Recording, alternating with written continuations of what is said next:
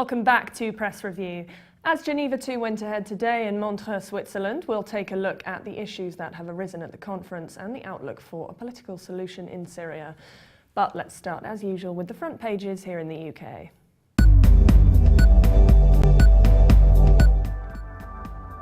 The Scottish Herald says that police chiefs are receiving inflation-busting pay rises of more than £10,000 per year, making the senior officers the best paid of their rank in the UK outside the Metropolitan Police.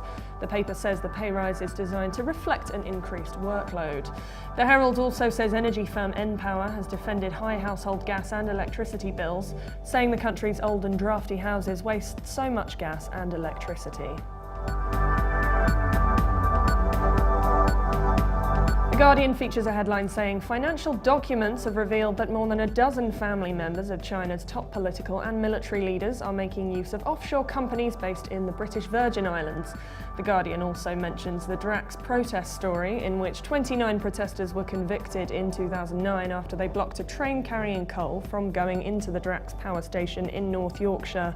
The protesters have had their convictions overturned after senior judges ruled that crucial evidence gathered by an undercover police officer was withheld from their original trial.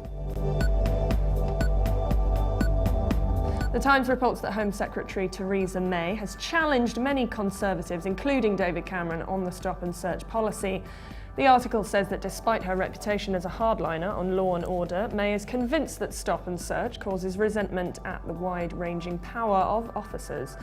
The Times also reports on energy bills, saying green taxes will more than double by the end of the decade, driving the average gas and electricity bill towards £1,500 a year by 2020. This is despite Cameron's promise to roll back the charges. Green taxes, also known as eco-taxes, were introduced to encourage responsible energy use in businesses. The Independent says NHS morale is at a low and may be affecting the care that doctors and nurses are providing their patients.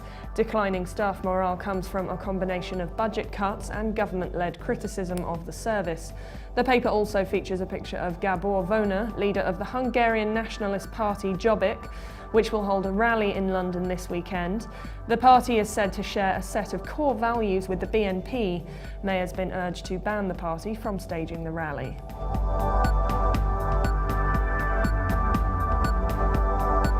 Now let's take a look at the top stories in the Middle East.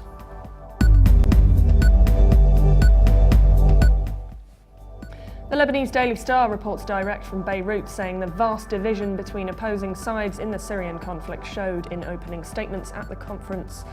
The headline says US Secretary of State John Kerry reiterated the Western position that Assad cannot be part of a transitional government, while his Syrian counterpart Walid Muallim accused the West of having Syrian blood on their hands and of attempting to destabilize Syria. Meanwhile, Russian Foreign Minister Lavrov reiterated Russia's position that external players should not meddle in Syria's internal affairs.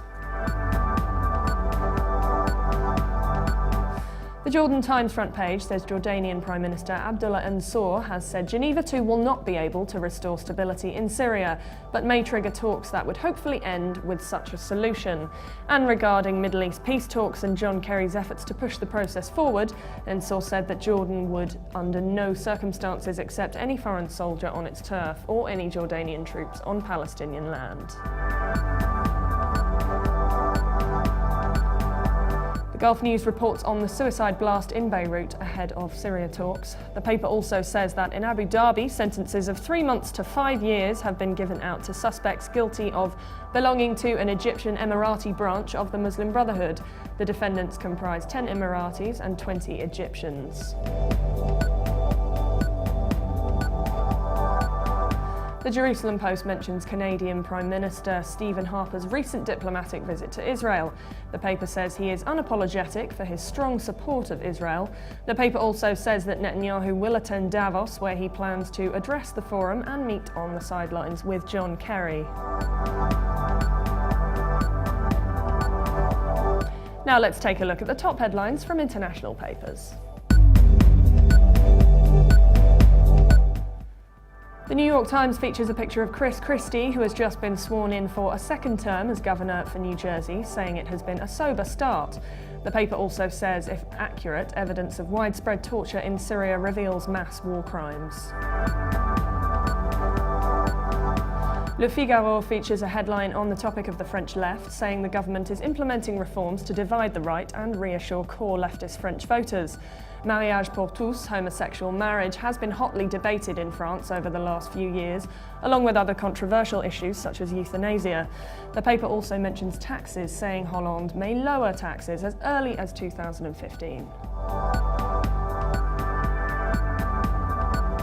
The Moscow Times features headlines on Ukraine, saying Russian officials have publicly condemned the escalation of clashes between protesters and police in Kiev on Tuesday. Russia condemns the protests as driven from abroad, while Foreign Minister Sergei Lavrov said that while Russia was ready to serve as an interlocutor in resolving the conflict in Ukraine, the country would only intervene if assistance was required. Meanwhile, the paper says a report from the World Economic Forum in Davos on Wednesday urges the government to reduce corruption and red tape, improve access to finance and provide a better educated workforce in Russia. The China Daily features a headline in which Chinese Premier Li Keqiang has praised the contribution of foreign experts in China to development in the country. The paper also said public spending would be increased to assist and cultivate the next generation. For more updates, please visit levant.tv. Thanks for watching. We'll be back with you again for tomorrow's front pages.